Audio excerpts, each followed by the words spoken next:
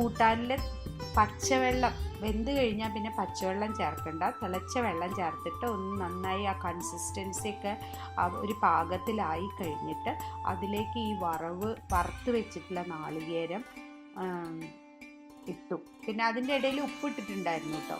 ഉപ്പ് ഇട്ടു, എന്നിട്ട് അത് ചേർത്തു. ഉപ്പ് ടേസ്റ്റ് ചെയ്ത് നോക്കിയിട്ട് വേണമെങ്കിൽ കുറച്ചും കൂടി ചേർക്കാം. ഏകദേശം 1 ടീസ്പൂൺ ഉപ്പാണ് ഞാൻ ഇട്ടത്. എന്നിട്ട് നന്നായിട്ട് ഇളക്കി കഴിഞ്ഞാൽ ഇത് നല്ലൊരു സ്നാക്കായിട്ട് ഉപയോഗിക്കാം. നിങ്ങൾക്ക് വെറുതെ ചായയുടെ കൂടെ കഴിക്കാൻ നല്ലതാണ്. അധികം നാളികേരമൊന്നുമില്ല, കുറച്ചൊരു കട്ടിയിലാണ് ഇരിക്കുന്നത്. അല്ലെങ്കിൽ ചോറിൻ്റെ കൂടെയോ കഞ്ഞിയുടെ കൂടെയോ ഒക്കെ കഴിക്കാൻ നല്ലതാണ്. പിന്നെ നമ്മൾ ഏതെങ്കിലും വ്രതങ്ങളൊക്കെ ഉണ്ടെങ്കിൽ ഈ കൂട്ടാൻ നല്ലതാണ്. ഇതിന് അത്യാവശ്യം എരിവുണ്ട്, ഉപ്പുണ്ട്, പിന്നെ നല്ല ആ ചക്കയുടെ സ്വാദും വെളിച്ചെണ്ണയുടെ സ്വാദും നാളികേരം വറുത്തതിൻ്റെ സ്വാദും ഒക്കെ ആകുമ്പോൾ നല്ല സ്വാദുള്ള ഒരു